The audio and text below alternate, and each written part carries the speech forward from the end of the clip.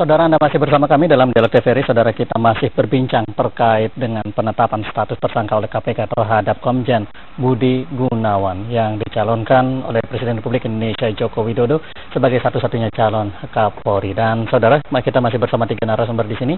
Saya akan mengajak Anda untuk terlebih dahulu menyimak visi misi yang telah disampaikan oleh Komjen Polisi Budi Gunawan saat fit dan proper test yang dilakukan di hadapan Komisi 3 DPR RI. Yang pertama, telah ditegaskan bahwa Komjen Polisi Budi Gunawan akan melaksanakan upaya anti korupsi, kemudian menjunjung program kerja Polri. Ketiga, menjunjung ketertiban hukum. 4, mengadakan penanganan perkara pidana yang transparan, pelayanan prima bagi masyarakat, mewujudkan sinergi antara Polri dan secara profesional, melaksanakan kepemimpinan yang berkarakter, dan ke-8, menerapkan reward and punishment dan mewujudkan kesejahteraan anggota Polri. Kita menggarisbawahi Bung Bahren nomor 1 dan 3, melaksanakan upaya anti korupsi, dan yang ketiga, menjunjung ketertiban hukum. Optimis kita dengan lembaga kepolisian yang saat ini mungkin tersandra oleh statusnya sebagai tersangka oleh KPK. Saya kira atmosfer di Polri ini juga harus dibangun, bukan hanya kalau hanya satu orang, Kapolrinya saja tersangka, kemudian kita berharap di semua institusi polisi itu bisa bagus, tidak juga. Karena atmosfer di dalam Polri itu sendiri itu yang harus direformasi. Dalam arti memang bagaimana kita tidak menyamakan antara KPK dengan Polri. Tapi bagaimana atmosfer yang ada di KPK itu coba ditularkan oleh KPK ke Polri. Idealnya kan begitu. Bagaimana di mana sih kalau untuk melakukan hal-hal semacam itu?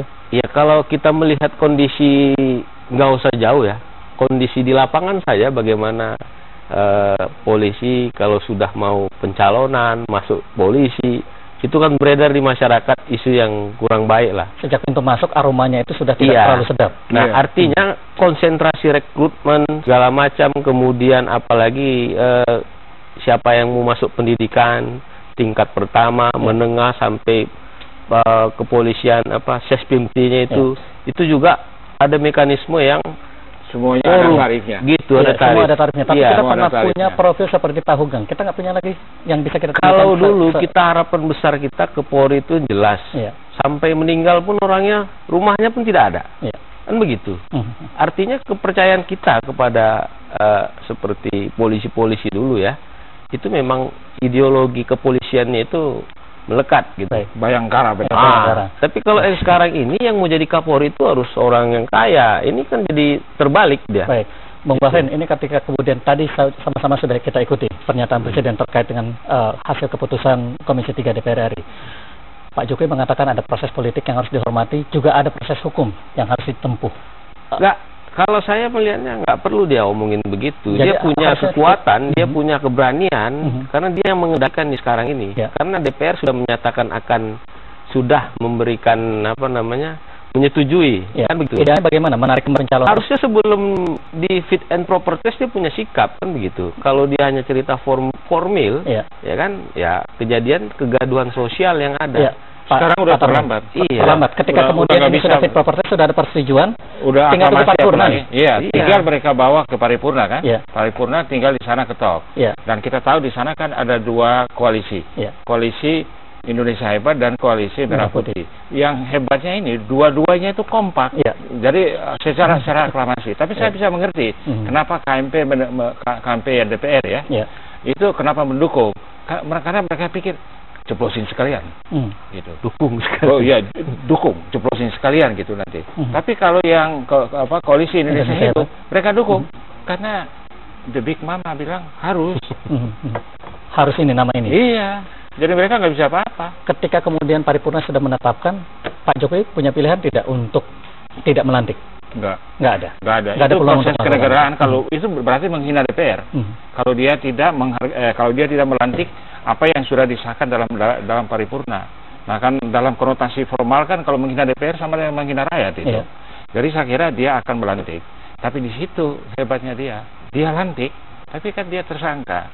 Nanti terpidana. Ya saya copot kalau dia terpidana. Bang Pane, dengan demikian kalau melihat merunut pada penjelasan yang disampaikan sebelumnya baik oleh Bung Bahren maupun Pak Tamrin, kita berpotensi untuk punya seorang Kapolri dengan status sebagai tersangka. Iya, tersangka versi KPK ya. Jadi emang KPK, tadi saya lihat pernyataan Jokowi itu dia bukan sebagai presiden tapi sebagai pengamat, sebagai LSM. Ini salah kaprah nih presidennya. Harusnya dia mengatakan kali itu Bang Pane aja begitu ya. Iya, dia ini kan hak prerogatifnya presiden. Iya. Saya akan lantik apapun resikonya. Kan harusnya gitu. Nggak perlu jadi pengamat. Tapi kata yang dipakai nanti kita putuskan. Jadi belum tentu kan? Iya. Tapi jadi, kalau proses kenegaraan harus dilantik. Saya kira BG akan melakukan berbagai upaya terhadap KPK. Salah satu misalnya dia akan pra-peradilan KPK. Karena proses penetapan dia sebagai tersangka ini melanggar prosedur. Seperti yang saya katakan tadi. Saya yakin mereka begitu selesai dia dilantik menjadi Kapolri, BG akan melakukan perlawanan termasuk upaya perlawanan hukum. Salah satunya mungkin pra-peradilan atau yang lain-lain. Bahkan bisa jadi akan ada perlawanan yang dasar terhadap komisioner KPK. Sekarang udah kita lihat ada foto-foto ya kan yang di mana yang beredar ya. Yang beredar. BG berhitung baik-baik. Karena kalau sampai KPK disentuh, rakyat turun.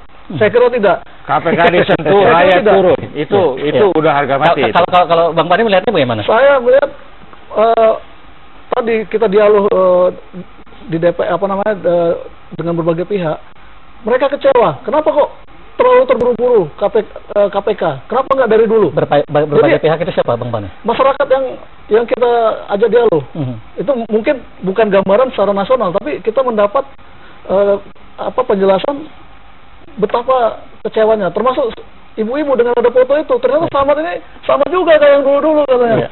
Sekalipun belum terkonfirmasi apakah itu benar atau tidak. Tapi itu udah beredar. Jadi saya kira ini perang panjang yang lebih dahsyat ketimbang cicak buaya akan terjadi. Akan terulang cicak buaya? Lebih dahsyat lagi. Lebih dahsyat lagi. Terjadi. Apalagi kalau statusnya sudah naik jadi Kapolri. Bisa jadi. Enggak, saya kira enggak. Perhitungan bagaimana sih Pak Tamrin? Saya kira BG ini Budi Gunawan ini dia akan berhitung baik-baik. Dan saya kira dia sebagai selalu lulusan terbaik itu saya kira dia akan hitung baik-baik. Dan yang paling penting Big Mamanya tidak akan mengizinkan. Kenapa? Karena KPK itu lahir pada saat pemerintahan Megawati. Jangan macam-macam dengan KPK. Saya kira tidak akan diizinkan. Jadi paling dia diberi kelonggaran untuk persoalkan bela hakmu, bela dirimu, tapi jangan ganggu KPK sebagai lembaga. Bu Mega tidak akan diizinkan. Dan kalau terjadi seperti cicak buaya, rakyat akan turun. Ini kalau kemudian kita melihat dinamika yang disampaikan oleh Bang Pane, Pak Tamrin, di sana ada koalisi Merah Putih dan koalisi Indonesia Hebat yang sudah bersatu dan menyatukan ada dan satu front memberikan dukungan. Tapi dengan tujuan beda-beda loh. Tujuan beda-beda. Tapi kurang lebihnya kalau kemudian kita lihat aksentuasinya ketika proses fit and proper test terjadi, ini kan serangan terhadap KPK juga tidak kecil begitu. Bisa. Ya dari dulu memang kan terutama dari beberapa faksi dalam KMP kan dari dulu kan gregetan banget sama itu. Jadi itu akan terus. Karena kita tahu lah itu orang-orang yang suka tikus-tikus itu kan ada di semua kan, di eksekutif ada, di legislatif ada, di yudikatif ada, di polisi banyak, di kejaksaan banyak. Jadi itu tikus-tikus akan bersatu saya kira. Di negara mana katakanlah misalnya ada Kapolri yang berstatus sebagai tersangka? Kapolri jangan-jangan kita yang pertama. Barangkali pertama. Itu pecah rekor gitu. Pecah rekor itu. Sama ketua MK ya.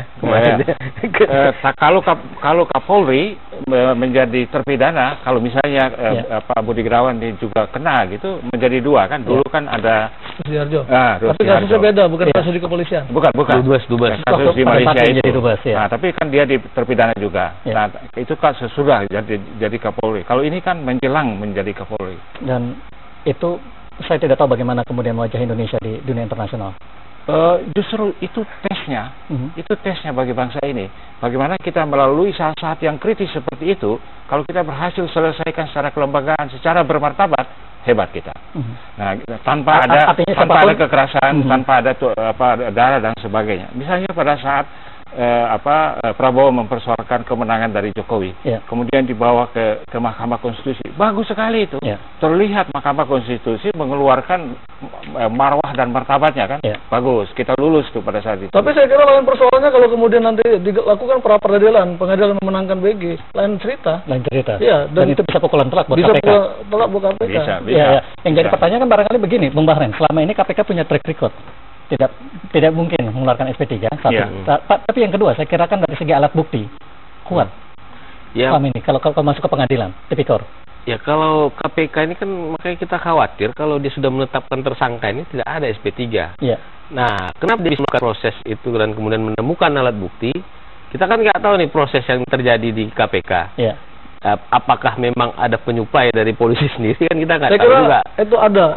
Jadi artinya ini bagian dari perang internal, cakar-cakarnya. Apakah memang ada peluang rebut-rebutan menjadi Kapolri sehingga saling menjatuhkan, kita tidak tahu tuh. Yang mungkin ditutup-tutupi waktu saat penyelidikan dulu sehingga tidak terbongkar semuanya. Tapi kali ini memang nggak tahu ya, mungkin ada momen dia keluarkan. Nah, saya yakin memang KPK harusnya lagi-lagi kita minta dia untuk mengeluarkan semua. Jadi jangan sampai terhenti di Budi Gunawan. Kalaupun memang ada indikasi terhadap proses-proses gratifikasi atau pencucian uang, dia harus bersihkan proses dari hulu itu untuk proses penegakan buka hukum. Buka seluruhnya di atas meja. Oh, iya. Kalau buka seluruhnya, Polri turun mesin. Kalau buka seluruhnya. Baik, ya. Bang Bani, ini kalau kemudian kita melihat beberapa kali statement dari Kapolri yang saat ini tengah menjabat, Pak Sutarman. Statementnya saya kira tegas bahwa tidak pernah diajak bicara, tidak pernah diajak komunikasi terkait dengan pencalonan Kapolri saat ini. Iya. Tapi tetap menyatakan loyal terhadap Pak Jokowi. Ini kan sekaligus saya tidak tahu apakah ini ekspresi kekecewaan, kemarahan, atau bagian dari strategi seolah-olah memang dengan Pak Jokowi pun juga berjarak sebetulnya begitu. Jadi memang ini proses pencalonan Kapolri yang sekarang ini aneh bin ajaib ya. Kalau sebelum-sebelumnya itu Presiden selalu menyurati Kapolri, kemudian Kapolri melakukan wanjak itu memilih calon-calon, katakanlah 8 atau 5, kemudian hasil wanjak diserahkan ke Kapolri, dari 8 itu Kapolri akan memilih 5 diserahkan ke Presiden memilih 1. Itu lewat ke Kompolnas ya? Enggak, jadi ini satu jalur dulu, dari internal. Baru kemudian Kompolnas juga melakukan hal serupa, memberikan masukan kepada Presiden. Tapi Jokowi tidak melakukan itu. Sepertinya ada friksi antara Jokowi dengan Kapolri. Karena saya mendapat informasi setelah Jokowi hadir di acara di Semarang, di Akpol, acara Satker kepolisian waktu itu. Setelah itu Sutarman sulit sekali mau ketemu sama Jokowi. Beberapa kali upaya untuk menghadap. Itu selalu gagal. Jadi ada friksi apa gitu ya? Itu yang harus saya kira akan kita cari tahu nantinya ya. Apa nih sebenarnya yang terjadi? Kenapa kok Jokowi tidak menyurati Sutarman supaya menyiapkan nama-nama calon Kapolri dari internal? Berdasarkan informasi yang diketahui Bang Bani, nama Pak BG memang salah satu nama yang disodor oleh Pak Sutarman atau ada nama yang lain? Pak Sutarman tidak saat ini ya tidak dalam kapasitas dan tidak berwenang. Bukan tidak berwenang, tidak dalam kapasitas dan tidak menyiapkan nama-nama karena tidak diminta Presiden. Iya. Tapi barangkali kan saya menduga pasti ada nama dong yang dipersiapkan oleh Pak Sutarman sendiri, bukan? Belum ada ya, belum ada. Tapi saya dapat info Pak Sutarman menginginkan figur lain. Bukan Komjen BG. Bukan BG. Tapi harus lewat Dewan Jabatan dong. Iya. Itu kan lembaganya. Apakah karena itu kemudian Jokowi tidak mau bersinggungan lagi dengan Sutarman atau seperti apa gitu? Tapi yang jelas baru kali inilah proses pemilihan Kapolri aneh bin ajaib. Internal kepolisian tidak diminta oleh Presiden. Baik. Pak Tamrin, ketika Pak Jokowi mengatakan dengan tegas, saya menggunakan hak prerogatif saya, itu kan seolah-olah menihilkan peran kehadiran, termasuk diantaranya barangkali ya selama ini komunikasi yang dalam proses sebelumnya itu biasa dilakukan, termasuk konsultasi dengan Kapolri yang saat ini sedang menjabat misalnya. Ada apa di balik itu?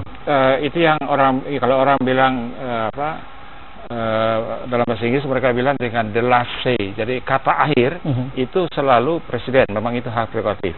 Tapi kan dalam tata kelembagaan negara itu kan ada tata cara. Ada proses yang ditempuh ya. Ada proses yang baku. Nah ini sebagai kepala negara dia harus mengikuti itu. Nanti dari Dewan Jabatan masuk, dari Kompolnas masuk, mungkin ada jalur lain lah. Tapi dia harus mengikuti tata cara lembaga. Nah, pada saat yang terakhir kalau ada beberapa nama, itu hak prerogatif dia menentukan yang mana itu. Tapi proses itu harus lewat. Nggak bisa dilewati. Nggak bisa dilewati. Termasuk komunikasi dengan Kapolri yang saat ini sedang menjabat. Bukan komunikasi. Itu mengalirnya itu, flow-nya itu. Dia menyurati Kapolri dulu. Menyurati Kapolri. Sehingga Kapolri bikin wanjat. Wanjat. Kemudian dapat beberapa nama, baru usulkan ke dia. Gitu. Baik, saya mau bergeser ke Bung Bahrin. Bung Bahrin, ini kalau kemudian kita melihat bagaimana KPK selama ini, saya ingin berkisar mengenai KPK sekarang. Kita pernah belajar dari kasus di mana Pak Antasari menjadi terpidana dan saat ini menjadi tahanan. Yang menjadi pertanyaan barangkali bagi publik saat ini adalah ketika harapan begitu besar terhadap KPK, seberapa kuat KPK mampu mempertahankan integritas, kredibilitasnya di hadapan publik di tengah satu situasi serangan itu pasti ada, foto-foto sudah beredar, Bung Bahrén. Itu kan salah satu upaya melemahkan KPK itu udah sering terjadi ya. Indikasinya akan jauh lebih besar lagi nanti di hari-hari depan. Kalau presidennya tidak bertindak dengan cepat, saya kira itu akan jadi benturan. Makanya saya katakan tadi, kondisi sosial itu harus disterilkan oleh Jokowi, karena kalau dia biarkan ini, kegaduhan sosialnya akan semakin kuat. Sehingga kalau itu terjadi, akan liar nih massa kemana akan mengalir. Bisa ke KPK, bisa ke Polri, tapi keyakinan kita pasti banyak dukungan di KPK. Tapi kan kalau itu tidak dibenahi oleh Presiden dan tidak diambil langkah oleh Presiden, saya khawatir terjadi lagi benturan antara polisi dan KPK. Pernah terjadi penangkapan terhadap penyidik KPK Novel Baswedan. Dan pada waktu itu KPK melakukan kapitalisasi dukungan dari publik. Hal yang serupa kira-kira akan terjadi ke depan? Bisa jadi, karena kan pada saat itu juga Presiden langsung mengambil langkah, kan begitu, untuk mengatakan berhenti, kan begitu. Ada ketegasan pada waktu itu. Ada ketegasan. Kekhawatiran kita kalau Jokowi mengamati saja, dia nanti mengamati berdarah-darah, kemudian terjadi gesekan kuat. Nah ini kan berbahaya.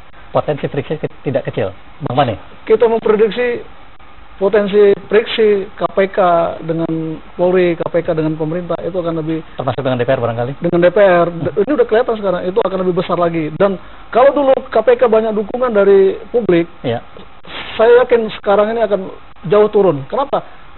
Foto-foto yang beredar tadi pagi itu luar biasa menghancurkan.